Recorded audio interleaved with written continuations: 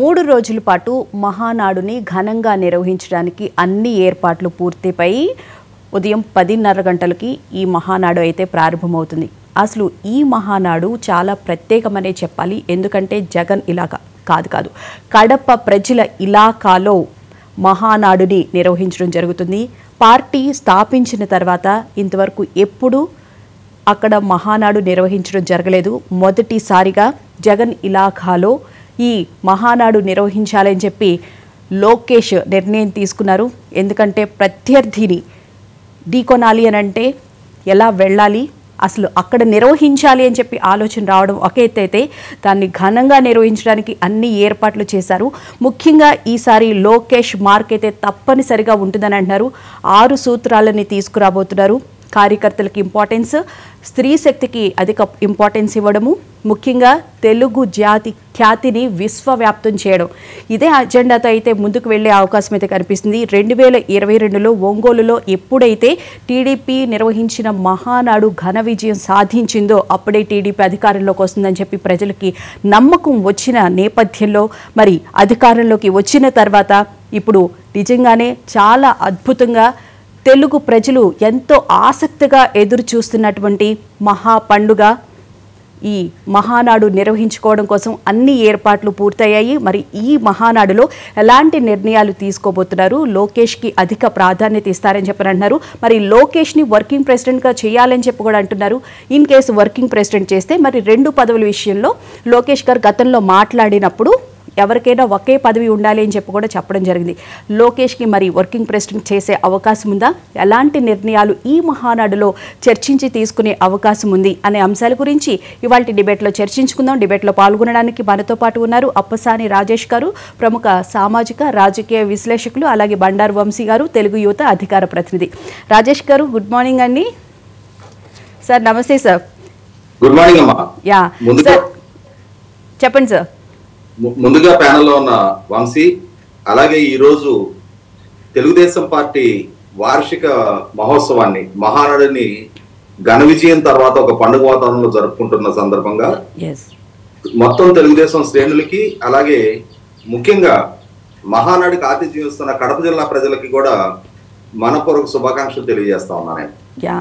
Sir మీరు ఎన్నో మహానాడుల్ని నిర్వహించింది చూసింటారు. గతంలో నిర్వహించిన వాటికి ఇప్పుడు నిర్వహిస్తున్న దానికి చాలా వ్యత్యాసం ఉండే ఉంటుంది.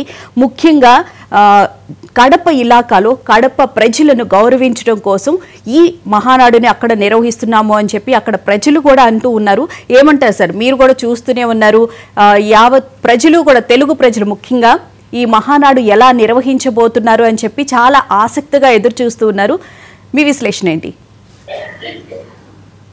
మీరు ప్రస్తావించినట్టుగానే ఒక రకంగా మాట్లాడుకుంటే మొన్నటి 2024 జూన్ 4వ తారీఖు ఎన్డీఏ కూటమికి దక్కిన విజయానికి భూమికి సిద్ధమైంది మాత్రం 2022 మే 27, 28 తారీఖుల్లో ఒంగోలులో జరిగిన మహానాడు వేదికనే ఈ విజయానికి భూమికి సిద్ధమైంది అనేది వాస్తవం. ఆ తర్వాత 2023లో రాజమండ్రిలో జరిగిన మహానాడు వేదికనే ఆ రోజు మినీ మేనిఫెస్టోని చంద్రబాబు నాయుడు గారి చేతుల మీదుగా ఆవిష్కరించిన నేపథ్యంలో ఎన్డీఏ కూటమి విజయానికి, ప్రజల్లో ఎన్డీఏ కూటమి అధికారం దక్కించుకుంటే అందించబోయే సంక్షేమాన్ని విస్తృతంగా పరిచయం చేసింది. ప్రజల మనోభావాలని ఎన్డీఏ కూటమికి అనుకూలంగా మలచడంలో 2022, 23 మహానాళ్లే ఇతోధికంగా ఉపయోగపడేది వాస్తవం. అటువంటి పరిస్థితుల్లో 2024 ఎన్నికల్లో దక్కిన విజయం నేపథ్యంలో నేడు 2025లో జరుగుతున్న ఈ మహానాడు చాలా ప్రత్యేకతతో కూడుకున్న మహానాడు ఇది. ఎందుకంటే 1982 మార్చి 29వ తారీఖు తెలుగుదేశం పార్టీ ఆవిర్భావం జరిగిన తర్వాత ఆనాటి నుంచి కేవలం 9 నెలల కాలంలోనే ఎన్టీ రామారావు గారి నాయకత్వంలో తెలుగుదేశం పార్టీ అధికారం దక్కించుకున్న తర్వాత 1983లో విజయవాడ కృష్ణా తీరంలో మొట్టమొదటి మహానాడు జరిగింది. ఒక రకంగా మాట్లాడుకుంటే ఆనాటి ఆ మహానాడే రాజకీయ పక్షాలకి, ముఖ్యంగా ప్రాంతీయ పార్టీలకు సంబంధించిన వార్షిక సమావేశాలు ఇంత వైభవోపేతంగా, ఇంత ఆత్మీయ అన్యోన్యతల మధ్య, క్యాడరు నాయకత్వం మధ్య ఒక ఎమోషనల్ కనెక్టివిటీ బిల్డప్ చేసే విధంగా జరుగుతుందా? ఎందుకంటే ఆ రోజు ఎన్టీ రామారావు గారి నాయకత్వంలో జరిగిన మహానాడు దేశ రాజకీయ ముఖ చిత్రాన్ని కూడా మార్పుకి ఒక సంకేతంగా నిలబడింది. ఆ రోజు ఎన్టీ రామారావు గారు దేశవ్యాప్తంగా ఉన్న అన్ని ప్రతిపక్ష పార్టీలకు సంబంధించిన, అంటే సిద్ధాంత భేదాలకు అతీతంగా అటు లెఫ్ట్ రైట్ పార్టీలకు సంబంధించిన నాయకులందరినీ ఒక వేదిక మీదకి తీసుకొచ్చి ఆనాడు అధికారంలో ఉన్న ఇందిరాగాంధీ గారి కాంగ్రెస్ పార్టీ ప్రభుత్వానికి వ్యతిరేకంగా ప్రతిపక్షాల మధ్య ఐక్యత సాధించాల్సిన అవసరాన్ని వారు విజయవాడ వేదికగా దేశానికి చాటి చెప్పారు. అన్ని పక్షాల నాయకుల్ని ఒక వేదిక మీదకి ఒక రౌండ్ టేబుల్ సమావేశం ఏర్పాటు చేసి దేశవ్యాప్తంగా ఉన్న ప్రతిపక్షాల మధ్య కూడా సఖ్యత సాధించడం సాధ్యమేనా అని చెప్పని అప్పటి వరకు ఉన్న, ఎందుకంటే 76, 77 జనతా ప్రయోగ వైఫల్యం తర్వాత మళ్ళీ తిరిగి కాంగ్రెస్ ప్రతిపక్ష పార్టీల మధ్య సఖ్యత సాధ్యం కాదు అనుకుంటున్న స్థితి నుంచి అందరినీ ఒక వేదిక మీదకి తీసుకురావడం అనేది మహానాడు వేదికగానే సాధ్యపడింది. ఆ తర్వాత అదే ఎన్టీ రామారావు గారి నాయకత్వంలో నేషనల్ ఫ్రంట్ ఆవిర్భావానికి కాంగ్రెస్ పార్టీకి వ్యతిరేకంగా విపి సింగ్ గారి నాయకత్వంలో ఒక కాంగ్రెస్ ఇతర ప్రభుత్వ ఏర్పాటుకు కూడా ఆనాటి ఆ సమావేశం బీజం వేసింది అనేది వాస్తవం. ఆ నుంచి ఈనాటి వరకు 4 దశాబ్దాల తెలుగుదేశం పార్టీ ప్రస్థానంలో ఒక 5-6 సార్లు తప్పిస్తే ప్రతి సంవత్సరం కూడా, అంటే కరోనా లాంటి విపత్కర పరిస్థితులు, గత సంవత్సరం కోడ్ ఆఫ్ కండక్ట్ అమల్లో ఉన్న నేపథ్యం, ఎన్నికలు పూర్తయిపోయి ఉన్నాయి, ఫలితాల కోసం వేచి చూస్తున్న సందర్భంలో తప్ప అటువంటి ఒక 5-6 సందర్భాల్లో తప్పిస్తే ప్రతి సంవత్సరం క్రమం తప్పకుండా వార్షిక సమావేశాలు నిర్వహించుకుంటున్నారు. ఇక్కడ గమనించుకోవాల్సింది ఏంటి అంటే, రాజ్యాంగబద్ధ సంస్థ ఎన్నికల సంఘం దగ్గర రిజిస్టర్ అయిన ప్రతి రాజకీయ పార్టీ కూడా ప్రజాస్వామ్యబద్ధంగా తమ సంస్థాగత నిర్మాణ ప్రక్రియను పూర్తి చేయాలి, తమ audit reports election commission submit చేయాలి. ఇటువంటి ప్రక్రియని క్రమం తప్పకుండా అమలు చేస్తూ వస్తున్న రాజకీయ పార్టీ అంటే సార్, ఒక ప్రాంతీయ పార్టీ ఇన్ని సంవత్సరాలుగా ఇంత ఘనంగా నిర్వహించడాన్ని అసలు మనం ఎలా చూడాలి? ఎందుకంటే ఫస్ట్ టైం నిర్వహించినప్పుడు ఎల్కే అద్వానీ గారు లాంటి ప్రముఖ నేతల్ని ఎన్టీ రామారావు గారు ఆంధ్రప్రదేశ్కి తీసుకురావడం, అలాగే విజయవాడ లాంటి ప్రాంతానికి తీసుకురావడం అంటే మామూలు విషయం కాదు అది. ఆ రోజుల్లో నేను అదే చెప్తుంది, దేశవ్యాప్తంగా ఒక సంచలనానికి కారకమైంది విజయవాడలో జరిగిన మహానాడు. ఇక్కడ గమనించుకోవాల్సింది ఏంటి అంటే, ఆ రోజు జరిగిన ఆ మహానాడు ప్రాంగణానికి ఏర్పాటు చేయబడిన దారి ఈ రోజుకి విజయవాడ నగరంలో మహానాడు రోడ్డుగానే పిలువబడతా ఉంది. నేను అనుకోవటం బహుశా ఏ రాజకీయ పార్టీకి మళ్ళీ ఇటువంటి ఘనత భారతదేశంలో దక్కుండకపోవచ్చు. ఒక పార్టీ తన వార్షిక సమావేశం నిర్వహించుకుంటున్న ప్రాంగణానికి దారితీసిన రోడ్డు 4 దశాబ్దాల పైగా ఆ పేరుటే పిలువబడటం అనేది ఈ రోజుకి విజయవాడ నగరంలో మహానాడు రోడ్డు అనేది అంతర్భాగం. అంటే ఇక్కడ నేను చెప్తుంది ఏంటంటే, ఒక డెమోక్రటిక్ స్ట్రక్చర్ మెయింటైన్ చేయటం, మొదటి నుంచి కూడా మెంబర్షిప్ డ్రైవ్, ఆ తర్వాత గ్రామస్థ కమిటీల ఎంపిక, మండల కమిటీల ఎంపిక, ఆ తర్వాత జిల్లా కమిటీల ఎంపిక, రాష్ట్ర కమిటీ ఎంపిక, ఈ మధ్యలో రాష్ట్ర విభజన జరిగిన నేపథ్యంలో ఇప్పుడు జాతీయ కమిటీ ఎంపిక. ప్రజాస్వామ్యబద్ధంగా ఈ ప్రక్రియని కొనసాగిస్తూ వస్తున్న అతి కొద్ది రాజకీయ పక్షాల్లో తెలుగుదేశం పార్టీ ఒకటి.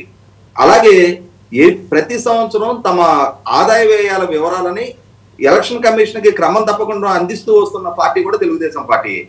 అటువంటి డెమోక్రటిక్ విలువలతో మెయింటైన్ అవుతున్న తెలుగుదేశం పార్టీ ఎన్నికల్లో దక్కిన ఘన విజయం తర్వాత నిర్వహించుకుంటున్న మహానాడు. అదే సందర్భంలో మీరు ఇందాక ప్రస్తావించినట్టుగా కడప గడ్డ మీద ఈ మహానాడు నిర్వహణకి కూడా ఒక ప్రాధాన్యత ఉంది. ఎందుకంటే జగన్మోహన్ రెడ్డి గారు 2019లో అధికారం దక్కిన నాటి నుంచి కూడా వైనాటు కుప్ప, వైనాటు 175 అని చెప్పని బేకరాలు పోతూ తనని తాను మభ్య పెట్టుకుంటా తన శ్రేణులను కూడా మభ్య పెడుతూ వచ్చాడు. కానీ వాస్తవ రూపంగా ప్రజల అభిప్రాయం భిన్నంగానే ఉంది. 2024 అసెంబ్లీ ఎన్నికలకి ముందు జరిగిన పట్టభద్రుల ఎమ్మెల్సీ ఎలక్షన్స్ లో కూడా కడప జిల్లాలో ముఖ్యంగా పులివెందులని అసెంబ్లీ నియోజకవర్గ పరిధిలో కూడా తెలుగుదేశంకి ఆధిక్యత రావడం జరిగింది. ఆ తర్వాత మొన్న జరిగిన అసెంబ్లీ ఎన్నికల్లో రాయలసీమ ప్రాంతం తెలుగుదేశంకి చాలా అండదండలు అందించింది వాస్తవం. 2019 ఎన్నికల్లో 52 స్థానాల్లో 49 స్థానాలు జగన్మోహన్ రెడ్డి కట్టబెట్టిన రాయలసీమ మొన్నటి ఎన్నికల్లో అతనికి దక్కిన 49 స్థానాలను ఈ ఎన్నికల నాటికి 7 స్థానాలకే పరిమితం చేసింది. ఎన్డీఏ కూటమికి 45 స్థానాలు దక్కాయి. తమ పట్ల ఆదరణ కనపరిచిన రాయలసీమ ప్రజల విశ్వాసం చూరగొనాలి. ఎందుకంటే ఇక్కడ గమనించుకోవాల్సింది, చంద్రబాబు నాయుడు గారు, జగన్మోహన్ రెడ్డి గారు ఇరువురు రాయలసీమ వాసులైనా కూడా రాయలసీమ ప్రజలు ప్రధానంగా జగన్మోహన్ రెడ్డి గారిని ఓన్ చేసుకున్నారు 2019 నాడు. కానీ ఏ నమ్మకంతో అయితే జగన్మోహన్ రెడ్డిని ఓన్ చేసుకున్నారో ఆ నమ్మకాన్ని నిలబెట్టుకోవడంలో జగన్మోహన్ రెడ్డి విఫలం చెందాడు.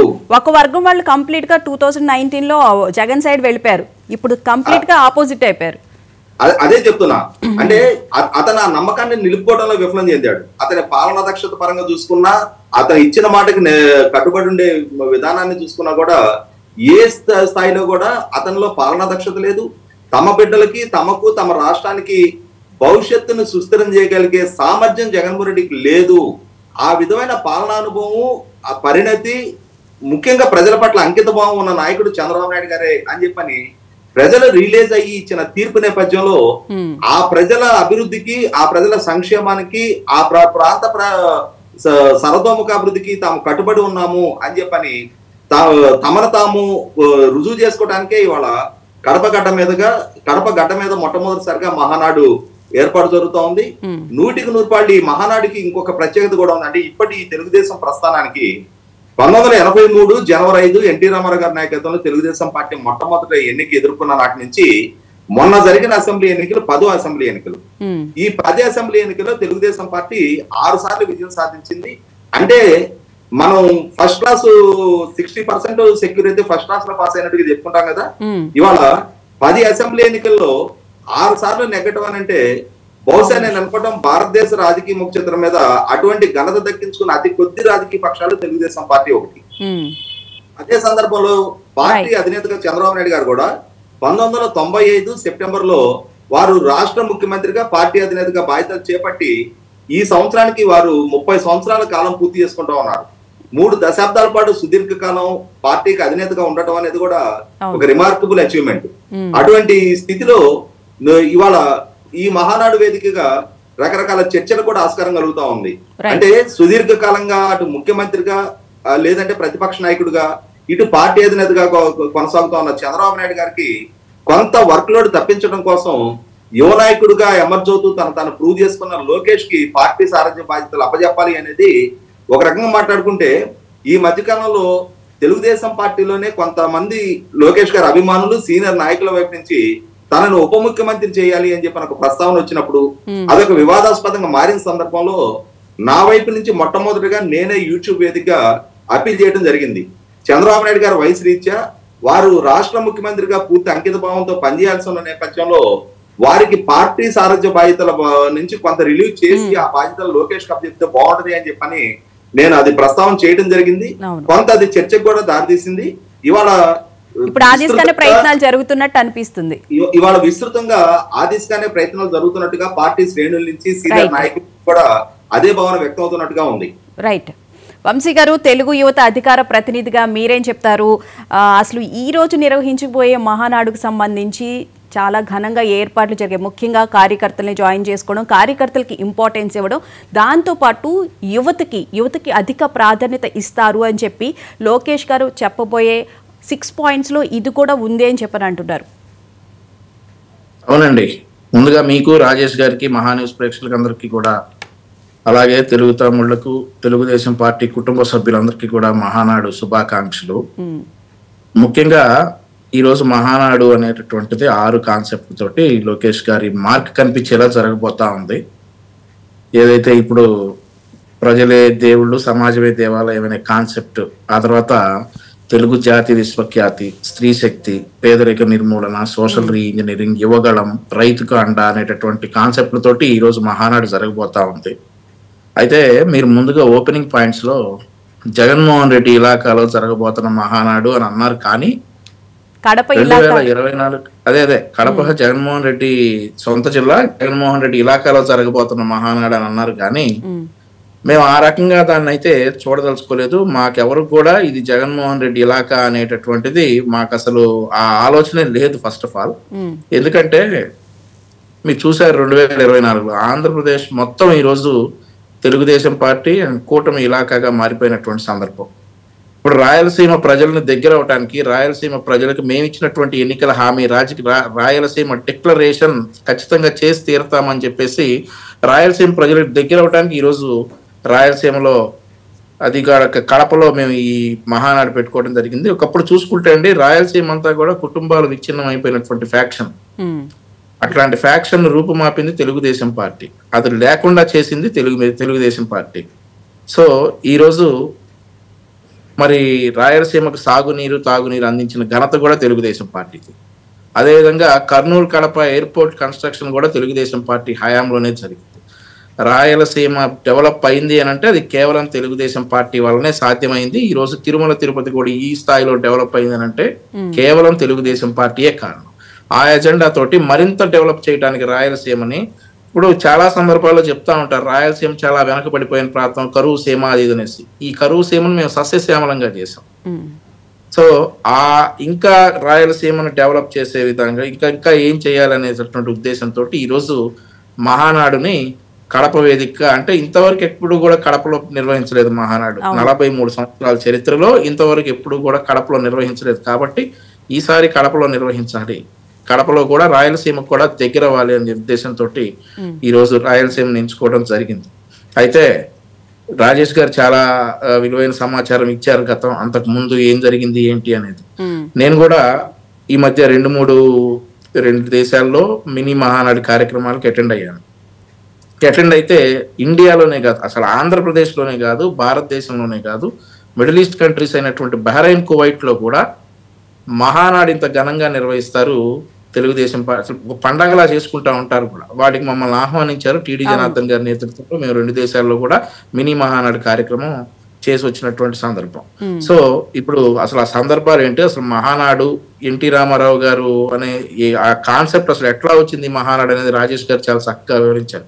నాకు కూడా తెలిసినటువంటి ఎట్లా ఉందండి అసలు? మీరు మహానాడుకి వెళ్ళారు కదా, మినీ మహానాడుకి, బహ్రెయిన్ కి, వాటికి అక్కడ ప్రజలు అసలు ఏం కోరుకుంటున్నారు? స్పష్టంగా అండి, తెలుగుదేశం మార్క్ అనేది ఈ రోజు ఎన్ఆర్ఐలు అందరూ కూడా, అవుట్ ఆఫ్ ఇండియా ఉండే వాళ్ళందరూ కూడా తెలుగుదేశం మార్క్ అనేది ఆంధ్రప్రదేశ్ రాష్ట్రం మీద ఉండాలి. ఇప్పటి వరకు ఆంధ్రప్రదేశ్ రాష్ట్రం డెవలప్ అయింది అని అంటే రాజేష్ గారు చెప్పినట్టు 6 సార్లు మేము అధికారంలోకి వచ్చాం. 6 సార్లు 4 సార్లు ఓడిపోయినప్పుడు కూడా నష్టపోయింది ఆంధ్రప్రదేశ్ రాష్ట్రమే, ప్రజలే.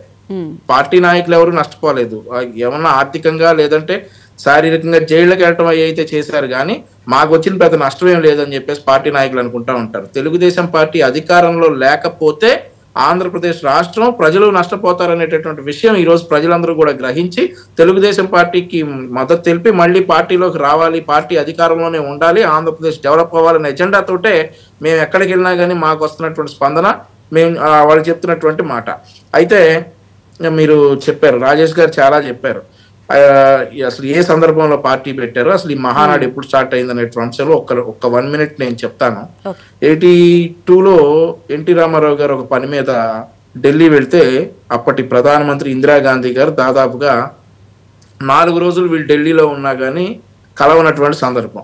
5వ రోజు కూడా పిఏ తోటో లేదంటే ఇంకొక మినిస్టర్ తోటో చెప్పించి ఆంధ్రప్రదేశ్ అప్పటి రాష్ట్ర కాంగ్రెస్ ముఖ్యమంత్రిని కలవకుండానే వెనక్కి పంపించినటువంటి సందర్భం. ఎన్టీ రామారావు గారు అడిగారంటే, ఏంటిది, మనం ఒక స్టేట్ రిప్రజెంటేటివ్ గా వస్తే మిమ్మల్ని కనీసం కలవలేదు ఏంటి అని అంటే, అలాగే ఉంటది, తెలుగువాళ్ళం కదా అని అన్న తర్వాత, తెలుగువాడి ఆత్మగౌరవాన్ని నిలబెట్టాలి, తెలుగువాడు దేశంలోనే టాప్ లో ఉండాలి అనేటటువంటి ఉద్దేశంతో ప్రజలే దేవుళ్ళు, సమాజమే దేవాలయం అనే కాన్సెప్ట్ తోటి 1982 మార్చి 29వ తారీఖున తెలుగుదేశం పార్టీని స్థాపించిన 9 నెలల 12 రోజుల్లో, అంటే జనవరి 9, 1983న ముఖ్యమంత్రి పీఠాన్ని అధిరోహించిన మునగాడు విశ్వవిఖ్యాత నట సార్వభౌముడు నటరత్న డాక్టర్ నందమూరి తారక రామారావు గారు. ఆ కాన్సెప్ట్ తోటి తెలుగుదేశం పార్టీ స్టార్ట్ చేయబడింది. ఇప్పుడు అదే ఆ తర్వాత ఫస్ట్ మహానాడు 1983 మే 27, 28, 29 తారీఖుల్లో హైదరాబాద్ లో జరిగింది. అంతే కదా రాజేష్ అన్న? హైదరాబాద్ లో విజయవాడ సారీ మహానాడు రోడ్డు, అక్కడ ప్రారంభమైనటువంటి మహానాడు ఈ రోజు కోవిడ్ ఉన్న 2 సంవత్సరాలు, ఆ తర్వాత మొన్న 85లో, 91లో, 96లో కూడా జరగలేదు. అండ్ ఆల్సో 2019లో కూడా జరగలేదు. ఆ తర్వాత 2020 అండ్ 2021 మేము డిజిటల్ మహానాడు పెట్టుకున్నాం. దానికి కూడా మేమే ఇప్పుడు ఒక ప్రాంతీయ పార్టీ 3 రోజులు పండగ జరుపుకుంటుంది అని అంటే ఆంధ్రప్రదేశ్ రాష్ట్రంలోనే, అది కూడా భారతదేశంలో ఒక ప్రాంతీయ పార్టీ 3 రోజుల పండగ, అదిగాక ఒక సునామీలా జనాలు వస్తున్నారు అని అంటే అది కేవలం తెలుగుదేశం పార్టీకే సాధ్యం. సో అలా ఆ కాన్సెప్ట్ తోటి ప్రారంభమైనటువంటి పార్టీ, అదే కాన్సెప్ట్ తో, అదే ప్రజలే దేవుళ్ళు సమాజమే దేవాలయం అనేటువంటి కాన్సెప్ట్ తోటి ఈ రోజు కొత్తగా లోకేష్ గారి మార్క్ తోటి నా తెలుగు కుటుంబం అనేటటువంటి ఒక కాన్సెప్ట్ కూడా యాడ్ అవుతుంది. నేను చెప్పినటువంటి 6 తీర్మానాలు కూడా ఈరోజు 6 విధానాలు కూడా ఈరోజు తెలుగుదేశం పార్టీ మళ్ళీ అవలంబించి లోకేష్ గారి మార్క్ స్పష్టంగా ఈ మహానాడులో కనిపిస్తా ఉందని చెప్పి నేను అనుకుంటా ఉన్నాను. రైట్ రాజేష్ గారు, టీడీపీ పార్టీ పెట్టినప్పటి నుంచి కార్యకర్తలకి పెద్దపీట వేసేవాళ్ళు, ఇప్పుడు కూడా కార్యకర్తలకి పెద్దపీట వేస్తారు అని చెప్పని అంటున్నారు. ఆ విధంగానే లోకేష్ స్టెప్ ఉంటుంది అని చెప్పి కూడా మనకి తెలియజే, అంటే ఇప్పటికే కార్యకర్తలు సభ్యత్వ నమోదుకు సంబంధించి 1 కోటి దాటడం కూడా జరిగింది. ఏ రీజనల్ పార్టీకి ఇంతమంది సభ్యత్వం ఉండదు, ముఖ్యంగా తాతగారి బాటలోనే లోకేష్ వెళ్తున్నారు, కార్యకర్తలకి అధిక ప్రాధాన్యత ఇస్తున్నారు, వాళ్లే దేవుళ్ళు అని చెప్పి కూడా చెప్తున్నారంటే అసలు మనం దీన్ని ఎలా చూడాలంటారు? ఇప్పుడు ఒక రకంగా మాట్లాడుకుంటే 1982లో ఆవిర్భావం జరిగిన తెలుగుదేశం పార్టీ ఆ రోజున ఎన్టీ రామారావు గారికి ప్రజల్లో ఉన్న సమ్మోహన శక్తి ఆధారంగా 1983 ఎన్నికల్లో ఘన విజయం సాధించింది. కానీ సంస్థాగతంగా ఒక స్ట్రక్చరల్ షేప్ కి పార్టీని తీసుకొచ్చింది మాత్రం చంద్రబాబు నాయుడు గారు. ఎప్పుడైతే కాంగ్రెస్ పార్టీ నుంచి చంద్రబాబు నాయుడు గారు తెలుగుదేశం పార్టీలో జాయిన్ అయ్యారో వారు 1985 ఎన్నికల్లో కూడా కంటెస్ట్ చేయకుండా సంస్థాగతంగా పార్టీని నిర్మాణం చేసి బలోపేతం చేసే దిశగానే వారు మొదటి నుంచి కూడా నాయకులకి రాజకీయపరమైన శిక్షణా శిబిరాలు కండక్ట్ చేయడం, గ్రామ స్థాయి నుంచి రాష్ట్ర స్థాయి వరకు ఒక యంత్రాంగాన్ని పటిష్టపరచడం, నిర్మాణం చేయటం, అలాగే కార్యకర్తలకి నాయకులకి మధ్య ఒక ఎమోషనల్ కనెక్టివిటీ ఉండే విధంగా ఎప్పటికప్పుడు నియోజకవర్గ స్థాయి నుంచి సమావేశాలు, మండల స్థాయి నుంచి సమావేశాలు జరుగుతూ ఉండేవి. ఇక్కడ గమనించుకుంటే ఇప్పుడు 1994లో 24 నుండి 25 సంవత్సరాల వయసులో నేను గ్రామ కమిటీ అధ్యక్షుడిగా పనిచేశాను. అంటే దాదాపు దశాబ్ద కాలం పాటు నేను 2004 వరకు నేను గ్రామ కమిటీ అధ్యక్షుడిగా కొనసాగున్నా. ఆ పార్టీ సమావేశాలు ఎలా జరుగుతాయి, కార్యకర్తలకి నాయకులకి మధ్య ఎటువంటి ఎమోషనల్ కనెక్టివిటీ ఉంటుంది అనేది నాకు ప్రత్యక్షంగా అనుభవం ఉంది. ఈ నేపథ్యంలోనే ఎన్టీ రామారావు గారు పార్టీ ఆవిర్భావం జరిగిన నాడు మేము 9th క్లాస్ లో ఉన్నాం. వాస్తవంగా పార్టీ ఫార్మేషన్ టైంకి 8th క్లాస్ లో ఉన్నాం. వారి ఎన్నికల నాటికి 9th క్లాస్ లో ఉన్నాం. వారు మొట్టమొదటి అధికార బాధ్యతలు చేపట్టిన తర్వాత గుంటూరు బ్రహ్మానంద రెడ్డి స్టేడియంలో నేషనల్ వాలీబాల్ ఛాంపియన్షిప్ జరిగింది.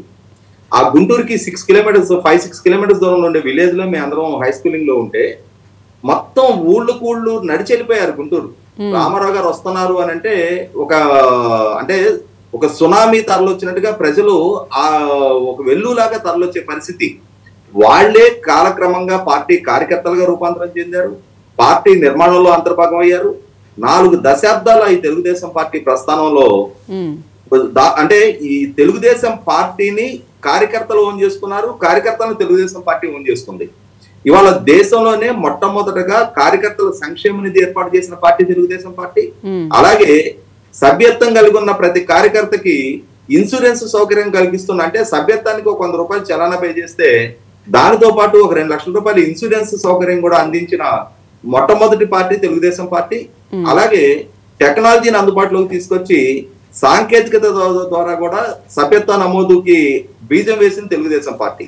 ఇవాళ దేశంలో ఉన్న జాతీయ స్థాయి పార్టీలు కూడా తెలుగుదేశం పార్టీ చూపిన మార్గంలోనే ఇదే ఇన్సూరెన్స్ విధానాన్ని కొనసాగిస్తూ వస్తున్నారు, ఇదే డిజిటలైజేషన్ ద్వారా మెంబర్షిప్ ని కొనసాగిస్తూ వస్తున్నారు.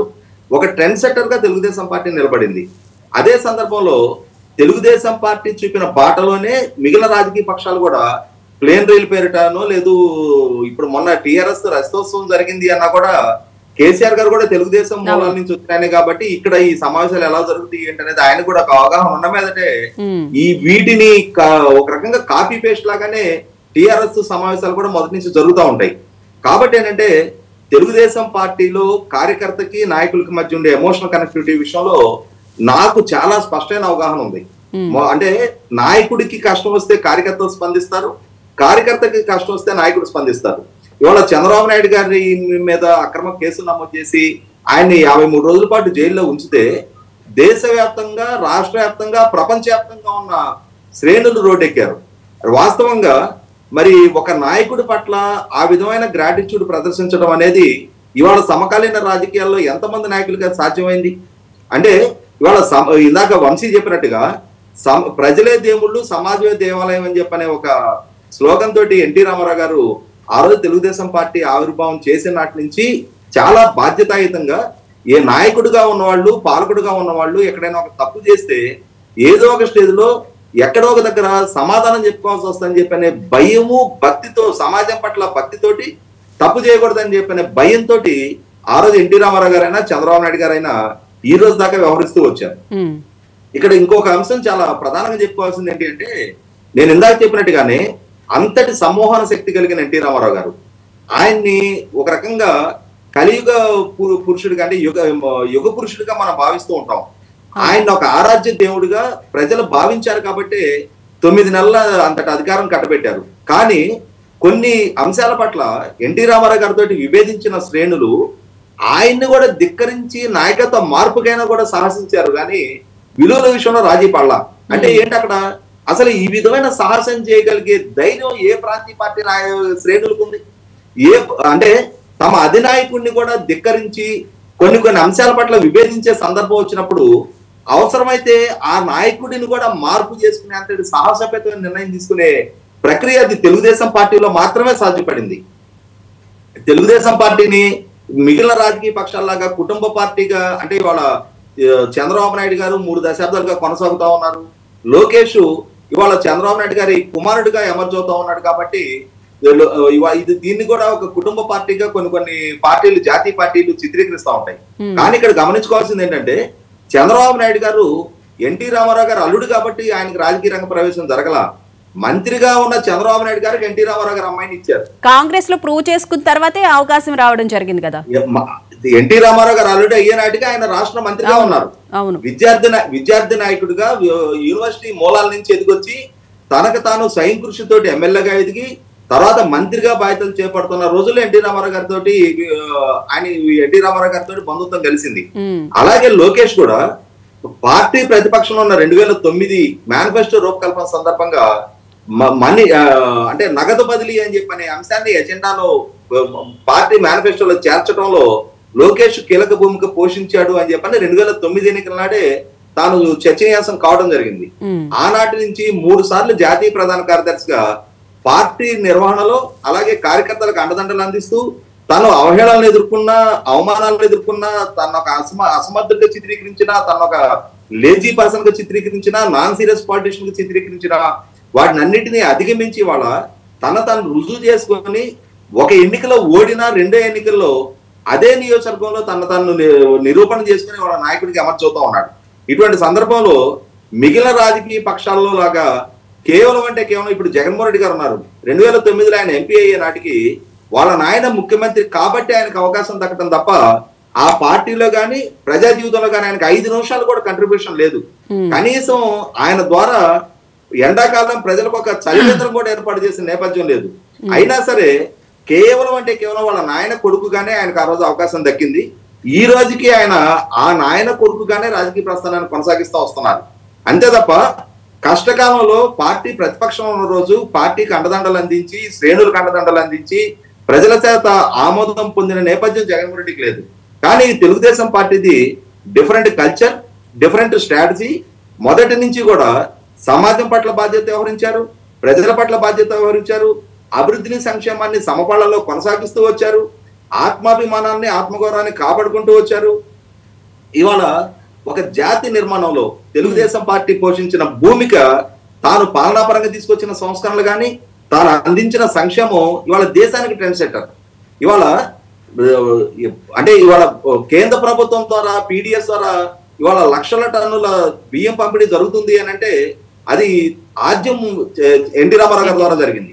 అలాగే ఇవాళ వితంతు పెన్షన్, వృద్ధాప్య పెన్షన్ లాంటివి, జనతా వస్త్రాలు లాంటి సంక్షేమ పథకాలని సమాజానికి పరిచయం చేసింది ఎన్టీ రామారావు గారు. ఇవాళ దేశంలో ఏ రాష్ట్ర ప్రభుత్వం కూడా వాటిని ఇగ్నోర్ చేసే, కాకపోతే ఒక్కొక్క రాష్ట్రంలో ఒక్కొక్క అమౌంట్ పంపిణీ జరుగుతూ ఉండొచ్చు, కానీ ఆ విధానాన్ని అమలులోకి తీసుకొచ్చింది ఇవాళ సీనియర్ సిటిజన్స్ కి, విడోస్ కి దాన్ని ఒక అంటే వారు కూడా ఆత్మగౌరవంతో బతకగలిగే వెసులుబాటు కల్పించింది మాత్రం ఖచ్చితంగా తెలుగుదేశం పార్టీ. అయితే ఇక్కడ ఇంకొక అంశం చాలా స్పష్టంగా చెప్పుకోవాల్సింది ఏంటంటే సమాజంలో తెలుగుదేశం పార్టీ ఇంతగా మమేకం అవటానికి ప్రధాన కారణం నరేంద్ర మోడీ గారి నాయకత్వంలో గత 6 సంవత్సరాల క్రితం పార్లమెంట్ వేదికగా దేశవ్యాప్తంగా ఉన్న మహిళలకి తండ్రి ఆస్తిలో సమాన హక్కు కల్పించారు. కానీ ఎన్టీ రామారావు గారు 1985లో అంటే దేశం ఆలోచించడానికి 35 సంవత్సరాల పూర్వమే ఎన్టీ రామారావు గారు రాష్ట్రంలో అమలుపరిచారు. అదే సందర్భంలో మహిళా విద్యకు ప్రాధాన్యత ఇస్తూ మొట్టమొదటిసారిగా మహిళా యూనివర్సిటీ, పద్మావతి మహిళా యూనివర్సిటీ ఏర్పాటు జరిగింది. అంటే మహిళా విద్యకు ప్రాధాన్యత ఇచ్చారు, అలాగే స్థానిక సంస్థల్లో మహిళలకు రిజర్వేషన్ కల్పించారు. చంద్రబాబు నాయుడు గారి ద్వారా విద్యా సంస్థల్లో ఉద్యోగాల్లో 33% రిజర్వేషన్ కల్పించిన మొట్టమొదటి పార్టీ తెలుగుదేశం పార్టీ. అదే ఇంకొక అడుగు ముందుకేసి ఇవాళ ఆర్టీసీ కండక్టర్లుగా కూడా మహిళలు రాణించగలరు అని చెప్పని మొట్టమొదటిగా ఆ విధమైన విధులకి కూడా మహిళల్ని ఎంపిక చేసిన సాహసోపేత నిర్ణయం తీసుకున్నది కూడా. అంటే సహజంగా సామాజిక కట్టుబాట్లు, కుటుంబ కట్టుబాట్లను దాటి మహిళ ఏ రంగంలో సరే రాణించగలుగుతుంది, తనకు అవకాశం కల్పిస్తే చాలు అని చెప్పని గుర్తించి ఆ విధమైన అవకాశాలు ఇచ్చి ప్రోత్సహించింది ఈ రోజు ప్రవేశపెట్టబోయే 6 points లో కూడా మహిళా శక్తి, స్త్రీ శక్తికి సంబంధించి మహిళా సాధికారత గురించి కూడా ప్రవేశపెట్టబోతున్నారు కదా సార్. ఇవాళ ఇంకొక అంశం కూడా చెప్తాను. నేను విలేజ్ కమిటీ అధ్యక్షుడిగా ఉన్న రోజునే చంద్రబాబు నాయుడు గారి ప్రభుత్వం ద్వారా అమల్లోకి తీసుకురాబడిన డ్వాక్రా విధానంలో మొట్టమొదటి డ్వాక్రా గ్రూప్ మా గ్రామంలో నా చేతి మీదుగా 10 పేర్లు నేనే రాశాను ఆ రోజున. అంటే ఆనాటి నుంచి ఇవాళ ఆ రోజు కనీసం గడప దాటి బయటకు అడుగు పెట్టడానికి సంకోచించే మహిళలు ఇవాళ ప్రభుత్వ కార్యాలయాలకి, బ్యాంకులకి వాళ్ళ పిల్లల భవిష్యత్తు గురించి, తమ ఆర్థిక స్థితిగతుల గురించి చర్చించి నిర్ణయాలు తీసుకునే చైతన్యాన్ని కలిగించింది ఖచ్చితంగా తెలుగుదేశం పార్టీయే కదా. ఇవాళ భారతదేశంలో ఆంధ్రప్రదేశ్ రాష్ట్ర మహిళలు ఉన్నత విద్యావంతులుగా వివిధ కంపెనీల్లో ఉన్నత శిఖరాలకు అందుకోగలుగుతున్నారు అని అంటే 100% దానికి ఆది నిర్ణయం తీసుకున్నది మాత్రం తెలుగుదేశం పార్టీ, నాడు ఎన్టీ రామారావు గారు, చంద్రబాబు నాయుడు గారు. ఈ రకంగా చూసుకుంటే సమాజంలో అన్ని వర్గాల ప్రజల్ని, అన్ని ప్రాంతాల ప్రజలకి సమతుల్యత పాటిస్తూ రాష్ట్రాన్ని యూనిట్గా అభివృద్ధిని, సంక్షేమాన్ని కొనసాగించిన తెలుగుదేశం పార్టీ సగర్వంగా తలెత్తుకొని మహానాడు జరుపుకుంటా ఉంది. ఇవాళ ప్రజలను కనుక వంచుంటే, తామిచ్చిన వాగ్దానం నుంచి వెనక్కి మళ్ళీ ఉన్నట్టయితే, ప్రజలకి ఎన్నికలకు ముందు చేసిన వాగ్దానాల విషయంలో కనుక తిరోగమనం పాటించుంటే ధైర్యంగా ప్రజల ముందుకు వచ్చే సాహసం వాళ్ళు చేయలేరు. మీరు గమనించుకుంటే 2019లో 175 స్థానాలు ఉన్న సభలో 150 స్థానాలు దక్కించుకున్న జగన్మోహన్ రెడ్డి తన పార్టీ ప్లేనరీ నిర్వహణ కోసం, అలాగే తన లెజిస్లేచర్ పార్టీ సమావేశానికి 3 సంవత్సరాల కాలం తీసుకున్నాడు. తన శాసనసభ్యులతో సమావేశం ఏర్పాటు చేసుకోవడానికి 3 ఏళ్లు, పార్టీ ప్లేనరీ నిర్వహణకి 3 ఏళ్లు. మరి వాటితో కంపేర్ చేసినప్పుడు వాళ్ళ తెలుగుదేశం పార్టీ ఇంత సగర్వంగా ముందుకొచ్చి ప్రజలతోటి మమేకమవుతా తాము ఇప్పటి వరకు చేసిన వాగ్దానాల విషయాన్ని, వాగ్దానాలను ఏ స్థాయిలో అమలుపరచాలి, అలాగే రాష్ట్ర రాజకీయ స్థితిగతులను అనలైజ్ చేసుకుంటా భవిష్యత్తుకు కార్యాచరణ ప్రకటించడానికి మహానాడు వేదికగా వాళ్ళ ప్రోగ్రామింగ్ ప్లాన్ చేసుకోవడం అనేది 100% ఆహ్వానించదగ్గది. రైట్. వంశీ గారు, ముఖ్యంగా లోకేష్ గారు ప్రవేశపెట్టే 6 points లో రైతులకు ప్రాధాన్యత, అంటే ఇరిగేషన్ కి సంబంధించి ప్రాధాన్యత ఇవ్వడము, పేదల సేవ అంటే సోషల్ ఇంజనీరింగ్, వీటి గురించి కూడా ప్రధానంగా ప్రస్తావించే అవకాశం ఉంది అని అంటున్నారు. మీరు స్వయంగా అక్కడికి వెళ్ళడం జరిగిందా? మహానాడులో పాల్గొంటున్నారా? వంశీ గారు.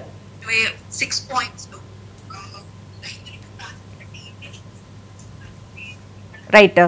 అప్సాని గారు, ముఖ్యంగా చూసుకుంటే గనక అసలు ఈసారి తెలుగుదేశం పార్టీలో నాయకత్వ మార్పు ఉంటుంది అని చెప్పి చాలా స్పష్టంగా అయితే మనకు తెలుస్తుంది. మరి యువ నాయకుడు అయినటువంటి లోకేష్ గారు జగన్ని ఎలా ఎదుర్కోగలరంటారు మీ పాయింట్ ఆఫ్ వ్యూలో? వాస్తవంగా చంద్రబాబు నాయుడు గారు 1995లో వారు రాష్ట్ర ముఖ్యమంత్రిగా, పార్టీ అధ్యక్షులుగా పదవి బాధ్యతలు చేపట్టే నాటికి వారి వయసు 45 సంవత్సరాలు. అలాగే ఇవాళ లోకేష్ మొన్న జనవరి 23వ తారీఖు తనకు 42 సంవత్సరాల నుండి 43 సంవత్సరాలకు అడుగు పెట్టడం జరిగింది.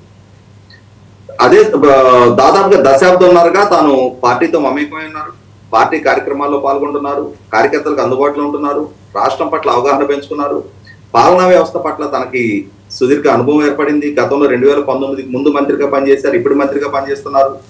తను చేసిన యువగళం పాదయాత్ర ద్వారా సమాజంలో ఉన్న సమస్యల గురించి, వివిధ వర్గాల ప్రజల జీవన స్థితిగతుల గురించి, వివిధ ప్రాంతాల గురించి ఆయనకు ఒక అవగాహన ఏర్పడింది.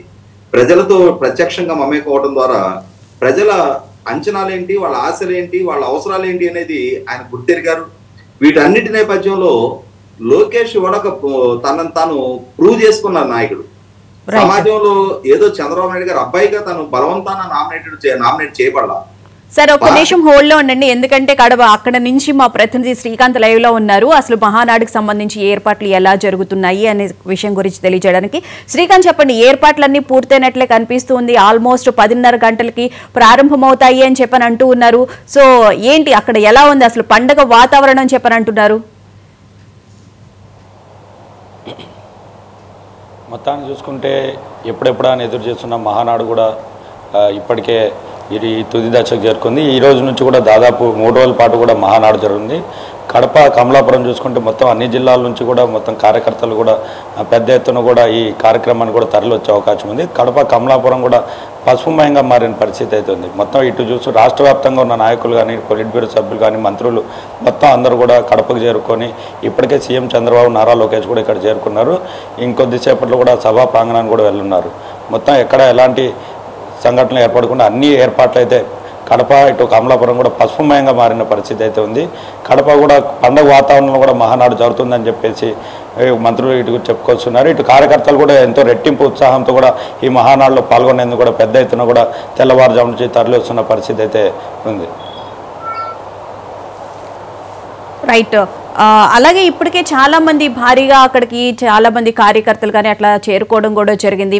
ఈ రోజు కార్యకర్తలు రావడం, అక్కడంతా మాట్లాడడం, 2 రోజుల పాటు చర్చించిన తర్వాత లాస్ట్ రోజు 5 లక్షల మందితో భారీ బహిరంగ సభ కూడా ఉంటుంది అని చెప్పని అంటున్నారు కదా. ఇదే అంశం మనతో కూడా మాట్లాడడానికి మంత్రి మండిపల్లి రాంప్రసాద్ మనతో కూడా ఉన్నారు. నాకు చెప్పండి, మొత్తాన్ని చూసుకుంటే భారీ బహిరంగ సభ ఏర్పాటు చేశారు, 3 రోజుల పాటు జరగనుంది. ఏంటి కడప జిల్లాలో మహానాడు ఏర్పాటు చేయడానికి ప్రత్యేకత ఏంటి? ముఖ్యంగా మహానాడు అనేది తెలుగుదేశం పార్టీ కార్యకర్తలకు, తెలుగుదేశం పార్టీ కుటుంబ సభ్యులకు ఒక పండుగ లాంటిది. తెలుగుదేశం పార్టీ ఆవిర్భవించిన 43 సంవత్సరాలు పూర్తి చేసుకునే సందర్భంగా ఈరోజు ఉమ్మడి కడప జిల్లా కేంద్రమైన కడపలో ఈ కార్యక్రమాన్ని ఏర్పాటు చేసుకోవడం జరుగుతూ ఉంది. ముఖ్యంగా 3 రోజులు ఈ కార్యక్రమం జరుగుతుంది. మొట్టమొదటి రోజు ఈరోజు ఏదైతే 27వ తారీఖున ఇక్కడ కార్యకర్తల యొక్క సమావేశము, అలాగే ముఖ్యమంత్రి గారి ప్రసంగం ఉంటుంది. రేపంతా డెలిగేట్స్ ఎవరైతే గ్రామ స్థాయి నుంచి మండల స్థాయి, నియోజకవర్గ స్థాయి, జిల్లా స్థాయి వరకు ఉండే కార్యకర్తలు, అలాగే పార్టీ చేసిన తెలుగుదేశం పార్టీ అవలంబిస్తున్న కార్యాచరణ గురించి దీంట్లో ఉంటుంది. అలాగే 3వ రోజు ఏదైతే ఉంది 29వ తారీఖున భారీ బహిరంగ సభ, ఎప్పుడు కని విని ఎరగని రీతిలో సుమారు 5 లక్షల మందితో భారీ బహిరంగ సభ కూడా ఇక్కడ జరగడం జరుగుతుంది. దానికి రాయచోటు నుంచి చూసుకుంటూ కూడా ఎంతమంది కార్యకర్తలు కానీ ఇటు వచ్చే అవకాశం ఉంది, వారికి సంబంధించిన ఏర్పాట్లు ఎలా చేశారు? ముఖ్యంగా ఇది రాష్ట్రానికి సంబంధించిన కార్యక్రమైనా కూడా ఈ వర్షాన్ని దృష్టిలో పెట్టుకొని కడప చుట్టుపక్కల ఉండే పరిసర ప్రాంతాల్లో ఉన్న నియోజకవర్గాల నుంచి భారీ జనసమీకరణ జరుగుతుంది. దానిలో భాగంగా మా నియోజకవర్గమైన రాయచోటు నుంచి కూడా సుమారు 40,000 మందిని ఇక్కడికి తరలిస్తున్నాం. అలాగే ఎక్కడ ఏ విధమైన సమస్యలు తలెత్తకుండా రవాణా పరంగా, భోజన వసతుల పరంగా కూడా మా పార్టీ అలాగే మా అధినాయకత్వం సూచించిన ఏ కమిటీల సభ్యులు ఉన్నాం వాళ్ళందరూ చర్యలు తీసుకుంటున్నాం. కడప జిల్లాలో మొట్టమొదటిసారి జరగనుంది. ఇటు ప్రాజెక్టులు కానీ, ఇటు అభివృద్ధి కానీ ఇవేనా మీరు ముందు చంద్రబాబు దృష్టికి అలాంటి నిర్ణయాలు ఏమన్నా ఉంటాయా? ముఖ్యంగా మీ అందరికీ తెలుసు, గతంలో కూడా రాయలసీమకు మంచి చేసిన ప్రభుత్వం ఏదైనా ఉందంటే అది కేవలం తెలుగుదేశం పార్టీనే. ఆ రోజు అన్న ఎన్టీఆర్ నుంచి ఈరోజు చంద్రబాబు నాయుడు వరకు ఎక్కడ రాయలసీమానికి అన్యాయం జరిగిన పరిస్థితి లేదు. రాయలసీమలో ఈరోజు ఉన్న పథకాలు, నీటి పథకాలు అయితేనేం, ఈ రోజున్న ఫ్యాక్టరీలు అయితేనేం, ఈ రోజున్న సంస్థలు అయితేనేం అన్నీ తెలుగుదేశం హయాంలో వచ్చినట్టే. కాబట్టి రాబోయే కాలంలో ఈ గడ్డమైన పుట్టిన చంద్రబాబు నాయుడు గారు తప్పకుండా రాయలసీమ ప్రాంతానికి వరాలు ఇచ్చే అవకాశం ఉంది. ఇప్పుడు సెంటర్ ఆఫ్ అట్రాక్షన్ కూడా లోకేష్ గారు నిలిచిన పరిస్థితి అవుతుంది. యోగలం పాదయాత్ర చేసి దాదాపు 3,000 కిలోమీటర్లు పాదయాత్ర చేసి అధికారంలోకి తీసుకొచ్చిన పరిస్థితి. ఆయనకు వర్కింగ్ ప్రెసిడెంట్ ఇవ్వాలని చెప్పి చర్చ కూడా జరుగుతుంది. ఒకవేళ ఇస్తే ఎలా ఉంటుందంటారు? ముఖ్యంగా వర్కింగ్ ప్రెసిడెంట్ దగ్గర పెడితే లోకేష్ బాబు గారు ఎంతో మెచ్యూర్డ్ చెందిన రాజకీయ నాయకునిగా పరిపక్వత చెందారు. ముఖ్యంగా 2వసారి ఇప్పుడు మంత్రిగా పనిచేస్తున్నారు. ఆ రోజు పంచాయతీ శాఖ మంత్రి, ఐటీ శాఖ మంత్రిగా రాష్ట్రంలో జరిగిన అభివృద్ధి అంతా ప్రజలు చూశారు. ఇప్పుడు మరొకసారి విద్యాశాఖ మంత్రిగా రాష్ట్రంలో ఉన్న పాఠశాలల్లో అయితేనే విద్యా వ్యవస్థపై ఆయన యొక్క ముద్ర చాలా ఉంది. అలాగే పార్టీలో మా నాయకుడు ఎవరంటే లోకేష్ బాబు గారు అని మేము గట్టిగా చెప్తున్నాం. మొత్తాన్ని చూసుకుంటే రాయలసీమకు ఏం చేయలేదు, రాయలసీమకు చేయలేదని ఇక్కడ డైవర్షన్ పాలిటిక్స్ నడిపేదానికే ఇటు లిక్కర్ కానీ, లిక్కర్ సంబంధించిన అరెస్టులు కానీ, ఇట్లా అక్రమ అరెస్టులు, కక్షసాంపు చర్యలు ఉన్నాయి కూటమి ప్రభుత్వం అని చెప్పేసి కూడా వైసీపీ వాళ్ళు ఆరోపిస్తున్న పరిస్థితి. ఈ మాట్లాడే వాళ్ళకు మేము ఒకటే చెప్తున్నాం, అక్రమ అరెస్టులు అంటే జగన్మోహన్ రెడ్డి ఆనాడు 5 సంవత్సరాల్లో చేసినట్టు అక్రమ అరెస్టులు ఇప్పటికి ప్రభుత్వం ఏర్పాటై సంవత్సరమైంది. చట్టబద్ధంగా న్యాయబద్ధంగా ఎవరు ఏం తప్పు చేశారో కమిటీలు లాగా, అలాగే న్యాయస్థానాలు, అలాగే డిపార్ట్మెంట్లలో ఏదైతే తప్పులు జరిగాయో ప్రతి ఒక్కటి క్షుణ్ణంగా పరీక్షించే ఎవరు తప్పులు చేశారు, మైన్స్ దోపిడీ, భూదోపిడీలు, అలాగే ప్రజలపై ఆ రోజు తెలుగుదేశం పార్టీ కార్యకర్తలపై వివక్ష, ఆ రోజు జులుం ప్రదర్శించిన వాళ్ళని ఈరోజు అరెస్ట్ చేస్తూ ఉన్నారు తప్పక వైసీపీలో కూడా చాలామంది తప్పు చేయని వాళ్ళని ఎవరి జోలికి ఈ ప్రభుత్వం పోయిన దాఖలాలు ఎక్కడా లేవు. ఇది మొత్తానికి చూసుకుంటే 3 రోజుల పాటు కూడా మహానాడు కూడా రాష్ట్ర వ్యాప్తం కాదు, పక్క రాష్ట్రాల నుంచి కూడా ఇక్కడ కడపకైతే తల్లిరా అన్నారు. కడప జిల్లాలో కూడా చంద్రబాబు ఇటు లోకేష్ కూడా మహానాడు ఏర్పాటుకు కూడా సుముఖంగా ఉండడంతో ఇటు కూడా ఈ 3 రోజులు కూడా పండగ వాతావరణంలో కూడా కడప జిల్లా కూడా ఉండనుంది. ఇప్పటికే కార్యకర్తలు కానివ్వండి, మంత్రులు కానివ్వండి, మొత్తం అందరూ కూడా కడపకు చేరుకున్నారు. ముఖ్యమంత్రి లోకేష్తో పాటు కూడా ఇక్కడ చేరుకున్నాడు. 3 రోజుల పాటు కూడా మహానాడు పండగ వాతావరణంలో కూడా కడపలో జరగనున్న పరిస్థితి. Right, thank you Srikanth.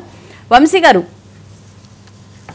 Bhuvana గారు, యువగళం పాదయాత్ర ద్వారా లోకేష్ గారు పాదయాత్ర చేయడం ద్వారా ప్రజల యొక్క సమస్యల్ని తెలుసుకోవడం జరిగింది. ఈ రోజు ప్రవేశపెట్టబోయే 6 పాయింట్స్లో కూడా మెయిన్ పేదలకు సేవ, యువతకు ప్రాధాన్యతతో పాటు రైతులకి కూడా అధిక ప్రాధాన్యత ఇవ్వడం, ఇరిగేషన్ ప్రాజెక్ట్స్ కంప్లీట్ చేయడం కానీ అలా రకరకాలుగా చెప్తూ ఉన్నారు. సో వీటన్నిటికి యువగళం పాదయాత్ర ఒక ప్లస్ పాయింట్ అయ్యిందని చెప్పి అనుకోవచ్చా?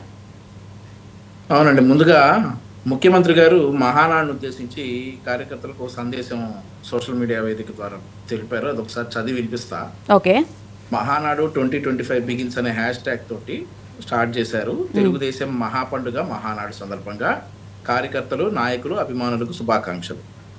ఉత్తంగ తరంగంలా ఎగిసిపడే ఉత్సాహం తెలుగుదేశం కార్యకర్తల సొంతం. ఉరకలేసే యువత తెలుగుదేశం ఆస్తి. తరతరాల తెలుగు ఖ్యాతిని జగద్విదితం చేయడం తెలుగుదేశం పవిత్ర కర్తవ్యం. ప్రపంచ దేశాల్లో తెలుగువారు ఎక్కడ ఉన్నా ఆ దేశానికి తలమానికంగా మారాలనేది మన సంకల్పం. అందుకే మనం నిరంతరం శ్రమిస్తున్నాం. తెలుగుదేశం పరీక్షలన్నీ ఎదుర్కొన్న ప్రతిసారి విజేతగా నిలిచింది. గడచిన ఎన్నికల్లో తెలుగుదేశం పార్టీ విశ్వరూప సందర్శనం చరిత్రలో నిలిచిపోతోంది. ఈ క్రమంలో ప్రభుత్వం ఏర్పాటయ్యాక జరుపుకుంటున్న మహానాడును తొలిసారి కడపలో నిర్వహించ తలపెట్టాం. మహానాడు సందర్భంగా ప్రజాసేవకు పునరంకితమవుతూ యువగళంకు ప్రాధాన్యత ఇవ్వాలని, అన్నదాతకు అండగా నిలవాలని, స్త్రీ శక్తికి పెద్దపీట వేయాలని, పేదల సేవలో నిరంతరం శ్రమించాలని, తెలుగు జాతి విశ్వఖ్యాతి లక్ష్యాన్ని సాధించే దిశగా కార్యాచరణ ఉండాలని, కార్యకర్త అధినేతగా మారాలనే నూతన మీ ఫ్రేమ్ ఫ్రీజ్ అయ్యిందండి, మీ మాట మాత్రమే వినిపిస్తుంది. అవునా? ఫ్రీజ్ ఏం అవ్వలేదండి. ఇప్పుడు ఓకే. కార్యకర్త అధినేతగా మారాలనే నూతన మార్గదర్శకాలతో ఇనుమడించిన ఉత్సాహంతో మనం ముందుకు సాగాలి. అదే నా ఆశ, ఆకాంక్ష అని ముఖ్యమంత్రి గారు ఇప్పుడే మహానాడును ఉద్దేశించి కార్యకర్తలకు ఒక సందేశం తెలిపారు. ఈ సందేశం క్లియర్ గా చెప్పారు. యువతకు ప్రాధాన్యం, మహిళలు, రైతులు, పేదలు అందరికీ ప్రాధాన్యత ఉంటుందని ఫ్రీగా ఇప్పుడే చెప్పడం జరిగింది. అయితే మీరు అన్నారు యువగళం ఎలా ప్లస్ పాయింట్ అవుతుంది అనేటటువంటి మాట మీరు అన్నారు. యువగళం ప్రారంభమైంది రాయలసీమలో, కుప్పంలో ప్రారంభమైంది. కుప్పంలో ప్రారంభమయ్యి రాయలసీమ మేము చేసినటువంటి యువగళం అంతా కూడా లాస్ట్ రోజున రాయలసీమ డిక్లరేషన్ అనేటటువంటి ఒక హామీతోటి మేము ఎన్నికల్లోకి వెళ్ళాం. లోకేష్ గారు చెప్పారు రాయలసీమ డిక్లరేషన్ లో రాయలసీమకు చేస్తానన్నటువంటి అభివృద్ధి పనులన్నీ కూడా ఆ డిక్లరేషన్ లో చెప్పారు. ఈ రోజు కూడా అవి ప్రస్తావిస్తారు ఖచ్చితంగా. ఏదైతే రాయలసీమ డిక్లరేషన్ మేము ఆ రోజు హామీ ఇచ్చామో అది ఈ రోజు ప్రస్తావించి దానికి కట్టుబడి ఉన్నాం, దానికి కట్టుబడి రాయలసీమను అభివృద్ధి చేస్తామని చెప్పేసి ఈ రోజు కూడా లోకేష్ గారు తెలుపుతారని చెప్పేసి అయితే మేమంతా అనుకుంటా ఉన్నాం. సో ఖచ్చితంగా యువగళంలో ఇచ్చినటువంటి రాయలసీమ డిక్లరేషన్ హామీని ఈ మహానాడు ద్వారా ప్రజలకు, రాయలసీమ ప్రజలకు మరింత స్పష్టంగా లోకేష్ గారు చెప్పేటటువంటి అవకాశం అయితే ఉంది. అయితే రాయలసీమ అభివృద్ధికి సంబంధించి కీలక నిర్ణయాలు కూడా ఈ రోజు చెప్పే అవకాశం ఉంటుంది అంటే లేకపోతే లాస్ట్ రోజు చెప్తారా? అవును, ఖచ్చితంగా ఉంటుంది. దానికి కారణంగా రాయలసీమలో ఈ రోజు జగన్ ఇలాకానో లేదంటే ఇంకెవడో ఇలాకానో కాదు రాయలసీమలో పెట్టింది. రాయలసీమ ప్రజలకు మరింత దగ్గర అవ్వాలనేటటువంటి ఉద్దేశంతో ఈ రోజు మహానాడుని రాయలసీమలో ఏర్పాటు చేయడం జరిగింది. దానికి సంబంధించినటువంటి రాయలసీమ డిక్లరేషన్ హామీతో పాటు మరిన్ని ఇప్పుడు మొన్న మీరు చూసుకుంటే లోకేష్ గారు తిరుపతిలో కూడా వచ్చి ఒక ప్లాంట్ ఓపెన్ చేసినటువంటి సందర్భం, అభివృద్ధి కార్యక్రమాల్లో తిరుపతిలో కూడా పాల్గొన్నటువంటి సందర్భం మీరు కూడా చూశారు. సో రాయలసీమకి అభివృద్ధికి మేము కట్టుబడి ఉన్నాం. అదే ఈ రోజు యువగళం ద్వారా రాయలసీమలో ఉన్నటువంటి కష్టాలని లోకేష్ గారు తెలుసుకున్నారు. దానికి సంబంధించి ఒక డిక్లరేషన్, రాయలసీమ డిక్లరేషన్ అనేటటువంటి ఒక హామీతోటి మేము ఎన్నికల్లోకి వెళ్ళాం. అది అమలయ్యే దిశగా ఈ రోజు అడుగులేస్తారని చెప్పేసి నేను అనుకుంటా ఉన్నా. అయితే రాజేష్ గారు ఇందాక చెప్పారు, మహిళలకి ఆస్తిలో సమాన హక్కు ఈ రోజు 30 సంవత్సరాల తర్వాత మోదీ గారి ప్రభుత్వం, భారతదేశం ఆలోచించింది అనేది. ఇంకోటి కూడా నేను గుర్తు చేయదలుచుకున్నానండి. మొదటగా అప్పట్లో 30 రూపాయల పెన్షన్ ఇచ్చారంట ఎన్టీ రామారావు గారు. ఏదైతే 60 పైసల భోజనం ఉన్న రోజుల్లో, రోజుకి భోజనం 60 పైసలు, ఆ రోజుల్లో 30 రూపాయల పెన్షన్ ఎన్టీ రామారావు గారు అందించారంట. 60 పైసల భోజనం అంటే ఈ రోజు భోజనం 100 రూపాయలు. సో ఆ లెక్కన వేసుకుంటే 200 రూపాయల పెన్షన్ ఇచ్చినట్లు రోజుకి. ఈ రోజు మీకు అర్థమైందా మేడం? 60 పైసల భోజనం ఉన్న రోజుల్లో నెలకి 30 రూపాయల పెన్షన్ ఇచ్చారు ఎన్టీ రామారావు గారు. ఈ రోజు 100 రూపాయల భోజనం. సో ఈ లెక్కన క్యాలిక్యులేట్ చేసుకుంటే 6,000 రూపాయల పెన్షన్ ఆ రోజుల్లో ఇచ్చినట్లు ఎన్టీ రామారావు గారు. ఈ రోజు లెక్కల్లో చూసుకుంటే గనక ఆ రోజుల్లోనే 6,000 రూపాయల పెన్షన్ ఎన్టీ రామారావు గారు ఇచ్చినట్టు. సో ఆంధ్రప్రదేశ్ రాష్ట్రంలో పేదల గురించి ఆలోచించిన పార్టీ తెలుగుదేశం పార్టీ. ఇంకోటి, మహిళలకు ఆస్తిలో సమాన హక్కు అని అన్నాడు ఎన్టీ రామారావు గారు. ఒక మాట చెప్పారు, మన అప్పటి జనాభా 75 కోట్లు అయితే 75 కోట్ల మహిళల పురిటి నెప్పి ఈ రోజు మన భారతదేశం అని చెప్పేసి వాళ్ళకు కూడా ఆస్తిలో సమాన హక్కులు ఇవ్వాలని చెప్పేసి కోడళ్ళకు కూడా ఆ రోజు ప్రాధాన్యత ఇచ్చినటువంటి వ్యక్తి ఎన్టీ రామారావు గారు. అట్లాంటి వ్యక్తి స్థాపించిన పార్టీలో 43 సంవత్సరాల తర్వాత ఈ రోజు మహిళలకు ప్రాధాన్యత ఇస్తూ ఒక తీర్మానం చేస్తా ఉన్నారు మహానాడు. సో చాలా సంతోషంగా ఉంది. ఈ సందర్భంగా ఇంకొక విషయం కూడా మీతో నేను షేర్ చేసుకోదలుచుకున్నా. 2018 మహానాడు వైజాగ్ లో జరిగింది. మేమంతా కూడా వాలంటీర్ గా ఉన్నాం అప్పుడు ఆ మహానాడికి. నేను స్టేజ్ దగ్గర ఉంటే ఒక మహిళ నాకు మాట్లాడే అవకాశం కావాలి అని చెప్పేసి పట్టుబట్టి సాధించారు. నేను డెఫినెట్లీ మాట్లాడాలి, నేను అమెరికా నుండి వచ్చాను, నేను చాలా ఇన్వెస్ట్మెంట్ చేస్తున్నాను, అమెరికాలో చాలా మందికి ఉద్యోగాలు ఇచ్చాను, నేను ఒక ఎంటర్ప్రెనర్ని, నాకు మాట్లాడే అవకాశం ఇవ్వండి అని అంటే అప్పుడు మానం బ్రహ్మయ్య గారు ఈ మహానాడుని వాలంటీర్ని లీడ్ చేశారు. ఆయన కుదరదమ్మా, మహానాడులో ఇవన్నీ కూడా ముందుగా డిసైడ్ అయి ఉంటాయి, ఈ పేర్లన్నీ కూడా కుదరదు అన్నా గానీ ఆవిడ పట్టుబట్టి లేదు నేను మాట్లాడాల్సిందే, దయచేసి సీఎం గారికి చెప్పండి, ఒక్క అవకాశం ఇవ్వండి, ఒక్క నిమిషం అవకాశం ఇవ్వండి అని అంటే దూరంగా చూస్తున్నటువంటి సీఎం గారు గమనించి సరే మాట్లాడమనండి అని అన్నారు. ఆవిడ మాట్లాడేసి ఆ మహానాడులోనే నేను మీరు పెట్టిన సైబరాబాద్ మొక్కని నేను ఇట్లా మీ దగ్గర పెట్టినటువంటి మొక్కతో నేను డెవలప్ అయ్యి ఈ రోజు ఈ రకంగా నేను ఎంటర్ప్రినర్ అయ్యాను, మీ వల్లే నేను ఈ స్థాయిలో ఉన్నాను సార్, నేను మొక్కని చెట్టుని అని చెప్పేసి మరి తర్వాత అదందరూ కూడా గుర్తు చేసుకోవాల్సిన సందర్భం. మహానాడు అట్లాంటి వేదిక అవుతుంది. ఎవరైతే రాజకీయాల్లో రాణించాలనుకున్నారో మహానాడులో వేదిక పడింది అని అంటే అట్లాంటి వేదిక అవుతుంది మహానాడు. కాకపోతే ఆవిడ తర్వాత అది నిలుపుకోలేదు, అవినీతి మొక్క అయింది ఆ మొక్క, అది వేరే విషయం. నేను చెప్పదలుచుకుంది ఏంటంటే మహానాడు అంతటి వేదిక అవుతుంది. రాజకీయంగా ఎదగాలి అనుకునేటటువంటి యువతకి ఒక వేదిక మహానాడు అని చెప్పేసి ఈ సందర్భంగా నేను చెప్పదలుచుకున్నాను. రైట్. రాజేష్ గారు, చివరిగా మీరేం చెప్తారు? ఈ 3 రోజులు నిర్వహించుకోబోయే మహానాడు గురించి గ్రాండ్ సక్సెస్ అవుతుందని చెప్పి అందరూ ఆశిస్తున్నారు. దాదాపు లాస్ట్ రోజు బహిరంగ సభకి 5 లక్షల మంది దాకా వస్తారు అని చెప్పి కూడా ఆతృతగా ఎదురు చూస్తున్నారు. ఈ నేపథ్యంలో ఈ 2025 మహానాడు ఎలా జరగబోతుంది అని చెప్పి మీరు చెప్తారు? ఒక రకంగా కొన్ని విప్లవాత్మకమైన నిర్ణయాలకి మహానాడు వేదిక కాబోతుంది అనేది నా అంచనా. ముఖ్యంగా లోకేష్ కి నాయకత్వ బాధ్యతలు అప్పచెప్పే దిశగా మహానాడు వేదిక ఒక నిర్ణయం జరుగుతుందనే భావిస్తున్నా. అదే సందర్భంలో సంస్థాగతంగా కూడా చాలా మార్పు చేర్పులకు ఆస్కారం ఉంటుందని అనుకుంటున్నా. అంటే ఇప్పుడు ఈ మహానాడు వేదిక తీసుకుంటున్న నిర్ణయాలు బేస్ చేసుకొని ఈ రోజు కాకుండా కూడా పాలిట్ బ్యూరోని గ్రామ స్థాయి నుంచి గ్రామ కమిటీలు, మండల కమిటీల, జిల్లా కమిటీలు ఏర్పాటు అయిపోయింది కాబట్టి బహుశా నేను అనుకోవటం అంటే జిల్లా కమిటీలు ఇంకా గల గ్రామ కమిటీల వరకే అయ్యి ఉన్నాయి. ఇప్పుడు నుంచి మొదలుపెట్టి అన్ని సంస్థాగత నిర్మాణాలు జరగబోతున్నాయి కాబట్టి కొత్త జనరేషన్ కి ఆస్కారం కలగడానికి చాలా ఎక్కువ స్కోప్ ఉంది. 1983లో ఎన్టీ రామారావు గారు పార్టీ ఆవిర్భావం జరిగిన నాడు, పార్టీ ఎన్నికలు ఎదుర్కొన్న నాడు ఒక కొత్త తరానికి రాజకీయంగా అవకాశాలు ఇచ్చారు.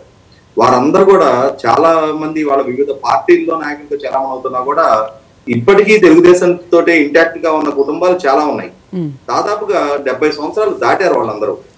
తర్వాత 1994లో మరొకసారి అటువంటి రెవల్యూషనరీ నిర్ణయం ఎన్టీ రామారావు గారు తీసుకున్నారు. ఆ రోజు చాలా మందికి కొత్త జనరేషన్ నాయకులకు అవకాశం కల్పించారు. ఇవాళ గుంటూరు జిల్లాలో ఎర్రపతినేని శ్రీనివాస్ గారు, ఆలపాటి రాజా గారు, దూల్పాల్ నరేంద్ర గారు అంటే వీర చౌదరి గారు అబ్బాయిగా తనకు అవకాశం దక్కింది. కానీ ఇటువంటి వాళ్ళకి యువతరం నాయకులకు ఆ రోజు అవకాశం కలిగించారు.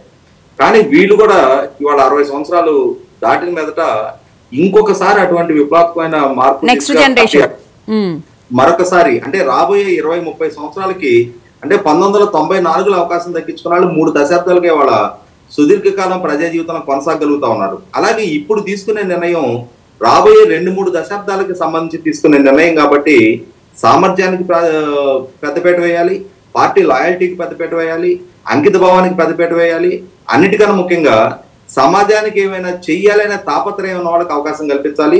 తెలుగుదేశం పార్టీ మొదటి నుంచి కూడా కులాలకు, ప్రాంతాలకు, లేకపోతే పెద్ద పెద్ద ఆర్థిక స్థితిగతులు ఉన్నవాళ్ళకని కాకుండా సమాజం పట్ల అంకిత భావంతో ఉన్న వాళ్ళకే ప్రాధాన్యత ఇస్తూ 1983లో ఎన్టీ రామారావు గారు చాలా మంది సామాన్యులని వాళ్ళ అసామాన్య నాయకులుగా తీర్చిదిద్దారు. అదే విధంగా ఇవాళ తెలుగుదేశం పార్టీ మహానాడు వేదికగా రాబోయే 2-3 దశాబ్దాలకు సంబంధించి నాయకత్వాన్ని సమాజానికి అందించాలి.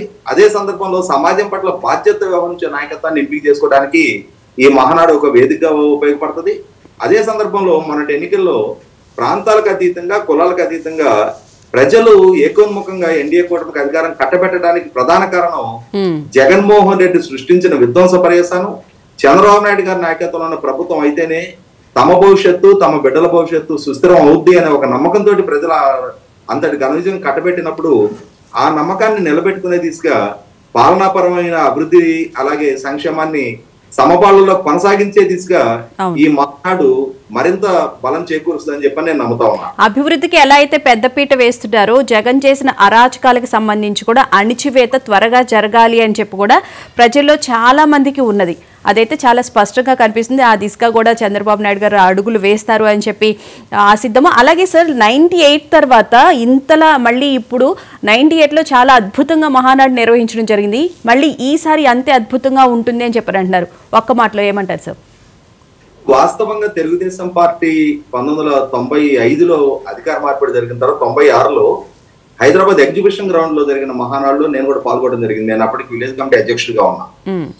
అంటే ఏ స్థాయి సమీకరణ జరిగినా సరే అక్కడ 10,000 మంది హాజరైనా, 1,00,000 మంది అయినా ఒక ఆనందోత్సాహాలతోటి ఒక అవినాభావ సంబంధం నాయకులకి కార్యకర్తల మధ్య బలపరుస్తానే తెలుగుదేశం మహానాడు ఆనాటి నుంచి ఈనాటికి జరుగుతూ వచ్చినాయి. ఇప్పుడు జరుగుతా ఉన్న మహానాడు ఖచ్చితంగా 5 సంవత్సరాల జగన్మోహన్ రెడ్డి పరిపాలనా హయాంలో అచ్చెన్నాయుడు గారి దగ్గర నుంచి జేసీ ప్రభాకర్ రెడ్డి గారి వరకు, సాక్షాత్తు చంద్రబాబు నాయుడు గారి వరకు వేధింపులకు గురయ్యారు. గ్రామీణ ప్రాంతాల్లో ప్రజల భావ ప్రకటన స్వేచ్ఛ అణచివేతకు గురైంది.